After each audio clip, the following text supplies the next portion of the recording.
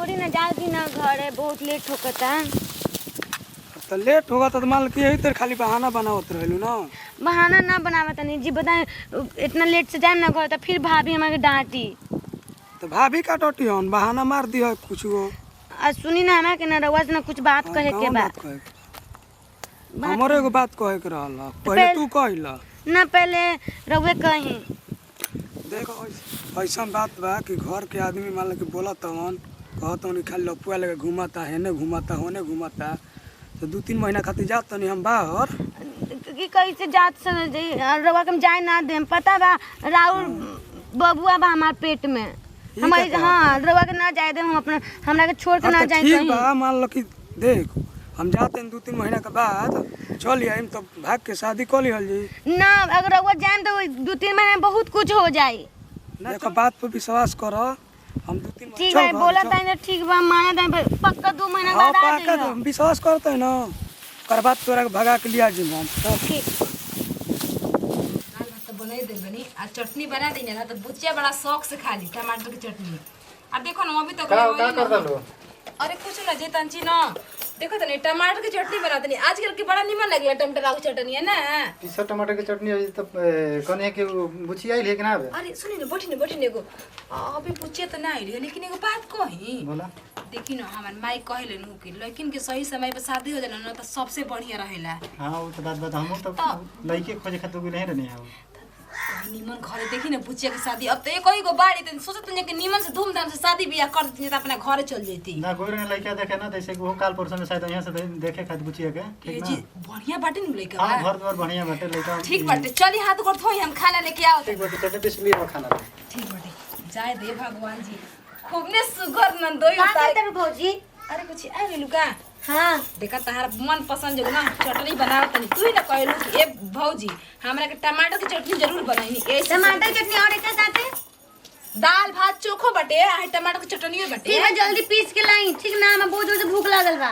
ठीक बाटे ठीक बाटे ठीक है नु। लेकिन इतना लेट तू काहे आओ तो आजकल अरे उतर देती एग्जाम चढ़े के बानू यही चलते क्वेश्चन से एक्स्ट्रा पूछ क्लास होखा था ना हां तब हो सकेला तुम जल्दी बना के लाई भौजी ठीक ना। ठीक बाटे बहुत भूख लगल बा बहुत तेज।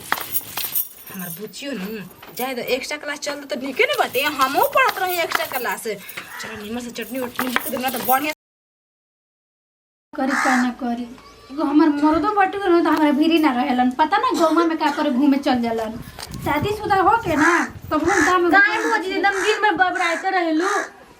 अच्छा हम तो बरबरात रहिला आ तू का ये दिन पे दिन इतना मोटा आइल जाता हूँ बुझात है कि लड़का के वैसे एथी भइल बट गए ई का भौजी तू भी ना आंसर पकते रह हम अच्छा ना लागला ठीक बानू भैया ने तुम बोल देम ठीक बा। अच्छा सुना ना हम तो कहते बनी है कोई तरह देखी ना वो आदमी एक कह बुझाई हम नहीं की जाने कोई के कहे दा तू ये सब के चक्कर में रह हम लेट होकर ता पढ़ाई करे में। हे भगवान देखा ना कहत दिन के खराब लागत टुए देखो कुछ घर पेट निकल रहा है जैसे बुझात कि लड़के होके के बस सही में अनजान आदमी देखे ना तो बुझाई कि ओकरा लड़के होके के बट गए केहू देखत नहीं खेनू बाबा बोल रहे कि हम आए दिन पर दिन हम पेट निकल जाता भौजी के भी शक होता ये हम का कोई नहीं जा बोल रहे कि 2 महीना में आए में 2 महीना से 3 महीना हो गईल न फोन कर तारन न फोन उठावन तारन समझे नहीं कि आवत कि हम का करी फोन लगावत तानी देखत तानी का बोलत तारन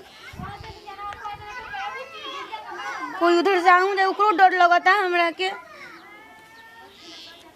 हेलो हेलो हाँ हेलो के है हम बोला तानी जी हम के जिया बोला तानी।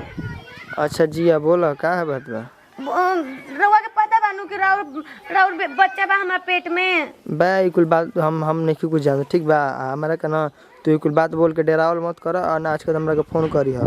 आई जी कैसे बोला तानी जी रउरे बा ठीक बनू हम केकरा पास गइनी रउरे बा ठीक बनू रउआ से प्यार कर रहनी तो रउरे बा ठीक बानू तो रउरे बा तो हम कुछ नहीं जानना हमारे के बाद आज के फोन मत करी है ठीक बा। देखी हम ई सब नहीं जाने पेट बहुत निकलता बाहर ठीक नु भौजी के भी शक हो गइल बा गांव मोहल्ला का करे में बाहर निकलना मुश्किल हो गइल बा। तू कुछ कर मर जा जी हमरा से मतलब नहीं के रख फोन। देखी का बोला तानी जी हेलो हेलो ए भगवान हमें का कर देने अपना भाई भौजाई सबकी इज्जत ले डूबनी हमें तो कुछ समझो नहीं के आवत हम का करी लोग ठीक बोला प्यार प्यार अंधा होवेला आज हम प्यार में आके हम अपना पूरा परिवार की इज्जत ले लेनी जा। हम ज्यादा नहीं घोड़े सर के पूरा गाता ई ना कि दाल बना दी तो सब के खा जाई तो होने के महंगा महंगा सामान लिया के अरे का बुची कोई ना माथा दुकान में छोड़ी ना हम अरे बुची का बनता रहा कह रहा माथा दुकान पर बैठी वहां परेशान मत करी थी। अरे हटी ना बुची आखिर से बात का बात ए बुची हमें का कर देनी भगवान। हम के करो भैया की इज्जत ना छोड़नी। हम भैया का आसमान में का कहिए हम सब की इज्जत ले डूबनी। अब हमरा जिए का कोई अधिकार नहीं है। कोई अधिकार नहीं कि हम मर जाए अपने भाई की इज्जत ला अपन मर जाए। हम जहर बांटते इधर। अरे खोला ना बुची जहर खा के मर जाए हम। अरे हम ना बात जब हम मर जाए। खोला ना बुची ये दीदी का बात का बोले बोल बुची जैसे का बोल ए देखी ना जी पता ना बुची का रोज रोज के बारे में बोल बुची। डर लागत बाटे ए बोला बुची ए बुची का बोल रे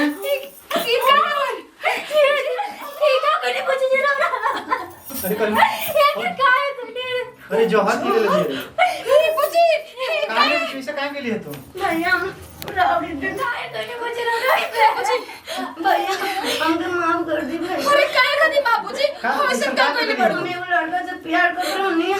ओकरा से शादी करा दिए चित काहे के भाग गई लोग बेटा। अरे एक बार हमसे बात कर रहा तो कि ओकर बच्चा हमर पेट में बच्चा इसे जल्दी हमरा वो इज्जत ना इतनी डूबे हम जा रहा। सब का बोले टोटी बोली वाली है जान बुची हे भगवान बुची हे भगवान ई लड़की के बेटा ना अगर बच के मारो तो एक बार ताके देख ले रात बुची हमने के ओकर सब के ले रात जाए सब का तो काहे उठल बाबूजी चुप रह जा ये हम बोला से ताई ना चलो हटा जाओ चुप रह जा चलो एक बार निकल